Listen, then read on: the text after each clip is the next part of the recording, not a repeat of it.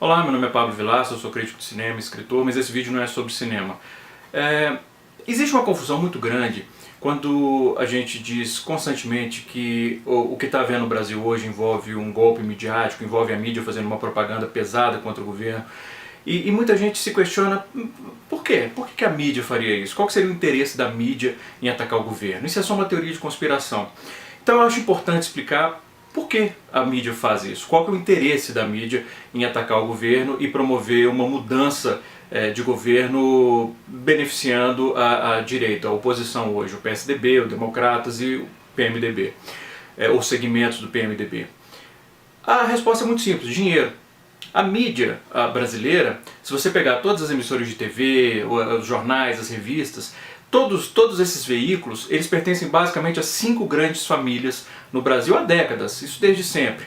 São famílias que, obviamente, elas detêm um poder muito grande, têm muito dinheiro, têm um patrimônio imenso, e o interesse dessas famílias é preservar e aumentar esse patrimônio. Sem falar, é claro, que como, aliás, o Bresser Pereira, que aliás foi um dos fundadores do PSDB, disse recentemente, a mídia, a grande mídia, sabe que quem compra jornal normalmente são pessoas de classe média alta e pessoas com um grande poder aquisitivo. Então o jornal reproduz o discurso que também vai interessar essas pessoas. E de onde vem esse interesse financeiro? Por que um governo de esquerda não beneficiaria tanto quanto a mídia gostaria que ele beneficiasse? Bom, basicamente a gente pode dar um exemplo recente. Quando a gente tem a direita assumindo o poder, o que hoje, como eu falei, é representado pela oposição, PSDB, Democratas, segmentos do PMDB, eles gostam de adotar uma política que é uma política neoliberal, que é baseada em 3 coisas: desregulamentação do mercado, privatização e corte em gasto público. É sempre a mesma coisa, sempre assim. Você pega um exemplo recente, relativamente recente, em New Orleans, na Nova Orleans, há algum tempo, quando teve aquele estouro da barragem, a cidade foi inundada. O próprio Milton Friedman, que é o criador da escola de Chicago, que basicamente defende essas ideias do neoliberalismo, ele transformou esse desastre que aconteceu em New Orleans em uma oportunidade financeira. Eles tinham um interesse muito grande, as grandes corporações, principalmente aquelas voltadas para a infraestrutura, em colocar escolas particulares em New Orleans. Então o que eles fizeram? Praticamente todas as escolas públicas foram destruídas na enchente. O governo norte-americano, ele enviou milhões e milhões e milhões de subsídios para a cidade ser reconstruída. E o que esses caras conseguiram convencer foi, em vez de reconstruir as escolas públicas, eles pegarem esse dinheiro e entregarem em forma de voucher para a população, para eles poderem pagar escolas particulares. Ou seja, eles pegaram o dinheiro público e entregaram para as escolas particulares, em vez de usar esse dinheiro para reconstruir as escolas públicas. Para vocês terem uma ideia, em questão de pouco tempo, New Orleans tinha 127 escolas públicas, passou a ter 4. E isso acabou tendo um outro resultado. O sindicato dos professores foi destruído e quase 5 mil professores foram colocados na rua. É sempre a mesma história. É por isso que o Brasil, a entrada do Brasil, a criação com que o Brasil, junto com a Rússia, a Índia, a China e a África do Sul, de criar o BRICS, que é um banco que sustentaria ou que investiria nesse país em caso de crise, é tão importante, que é outra coisa que a oposição não quer. Por que isso é importante? Porque até então a única opção que existia é o FMI.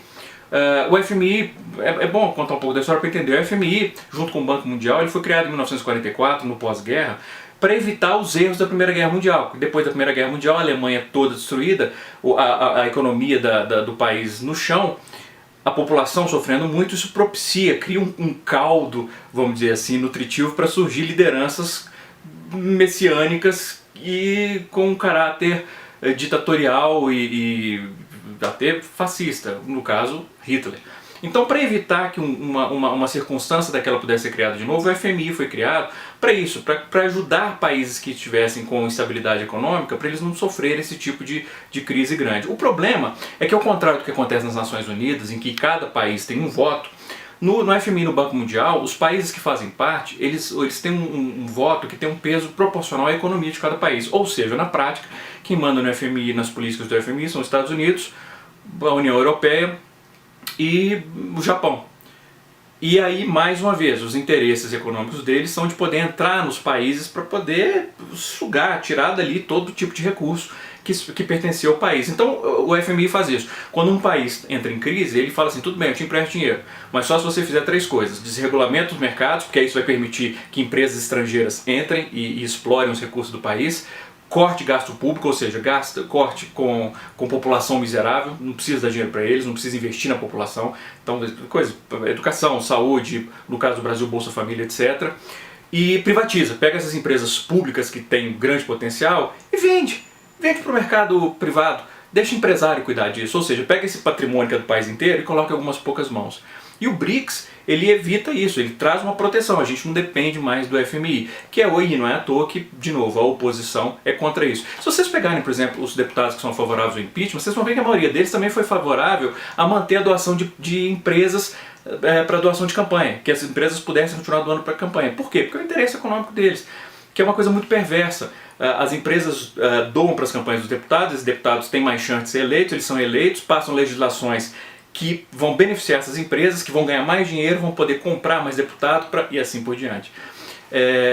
E nunca dá certo. É um discurso muito comum da direita no Brasil dizer, não, porque o capitalismo é que ele funciona, a esquerda nunca conseguiu funcionar. Não, o capitalismo, os resultados do capitalismo puro, primeiro só vou deixar claro, não existe mais comunismo no mundo.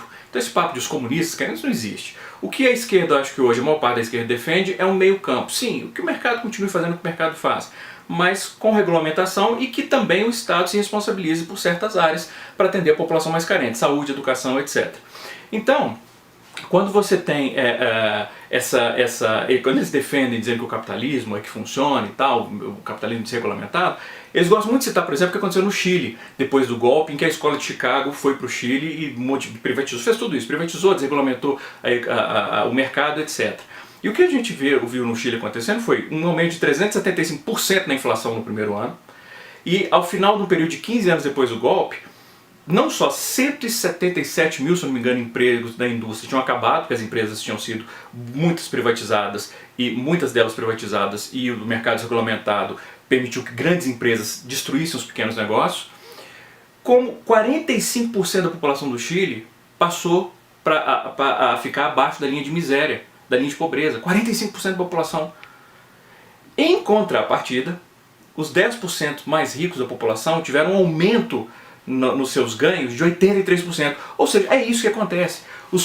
Quando você tem essa aplicação desse neoliberalismo, quem vai se beneficiar são sempre os mais ricos. Os mais pobres vão sempre se lascar. A gente viu isso agora na Argentina, com o Macri, em que você teve aumentos absurdos de 400% no preço do pão, da eletricidade. E os ricos se importam com isso? Não, para eles não tem problema. Porque o que eles precisam fazer? Demite uns 3 empregados, pronto, já pago minha conta de luz com preço maior. Ou corta uma viagem a Miami no final do ano. O pobre não pode cortar a viagem a Miami, não pode demitir ninguém. Ele tem que cortar pão, ele tem que cortar gasto com saúde, ele tem que cortar gasto com educação. E isso não pode acontecer. Então é por isso que esse impeachment, o processo de impeachment é tão perverso. Ele não quer só derrubar um governo, ele quer permitir que esse sistema econômico perverso volte com força total. E isso realmente, depois de tantos progressos, isso não pode acontecer. Um abraço.